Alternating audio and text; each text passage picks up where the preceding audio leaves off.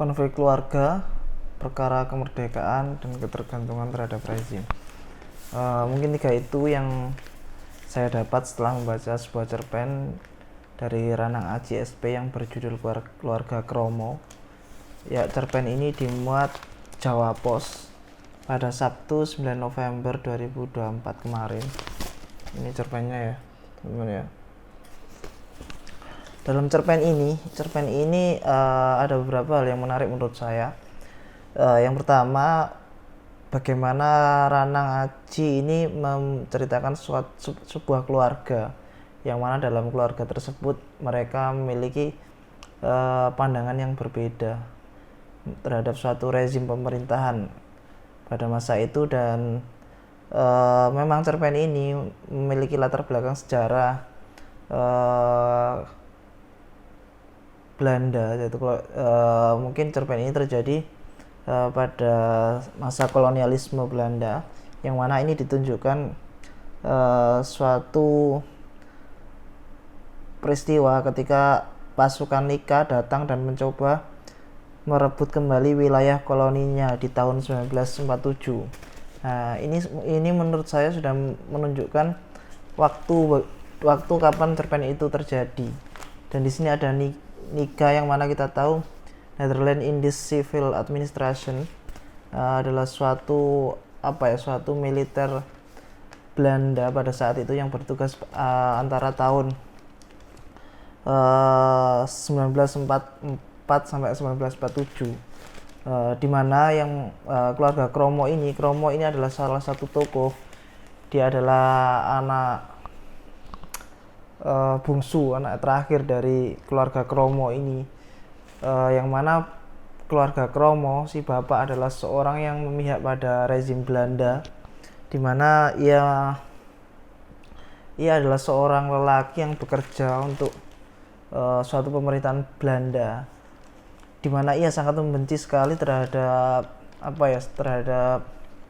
pemerintahan Soekarno, atau sesuatu yang dilakukan Soekarno untuk meraih kemerdekaan Indonesia pada saat itu. Kenapa di sini dijelaskan kenapa ia sangat membenci rezim Soekarno yang akan menggagalkan,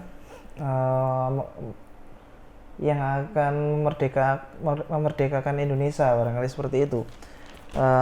Sementara si ibu juga memiliki pandangan lain, bahwa ia kalau tidak salah di sini dikatakan bahwa ia memiliki keturunan Rusia, seorang bangsawan, seperti itu. Kemudian 2 anaknya yang pertama, ia adalah seorang yang membela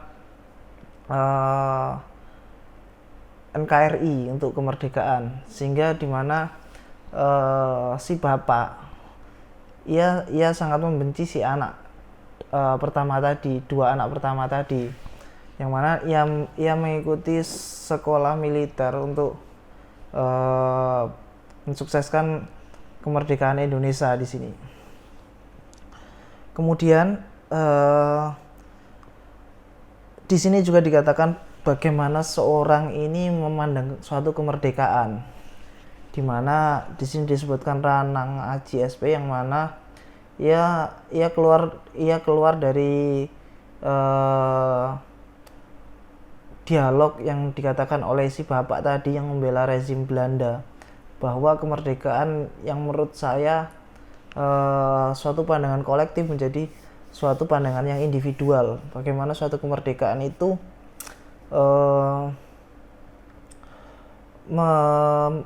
menguntungkan satu pihak tertentu. Jadi ada sesuatu yang jelas dirasa menguntungkan untuk dirinya sendiri. Begitu pandangan si bapak tadi. Di sini saya bacakan agar sedikit lebih jelas. Kemerdekaan itu, kata ayahnya, tergantung bagaimana manusia mendapatkan keuntungan dari kekuasaan yang didapatkan. Tidak peduli siapa yang memerintah, selama mereka berbagi kesenangan harus didukung. Karena itu berarti kemerdekaan sebagai manusia. Rakyat kecil tetap saja kecil, yang harus menerima keadaannya.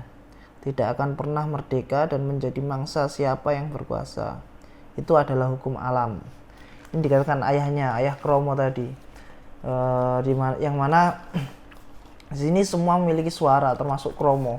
Dan di sini Kromo ini adalah anak kecil yang ia sudah punya pandangan meskipun kecil, tapi ia memiliki suara bahwa ia tidak membela siapa saja, yang mana ia di sini dikatakan netral.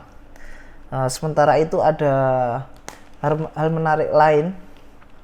Jadi ada suatu hidup bernegara ini tergantung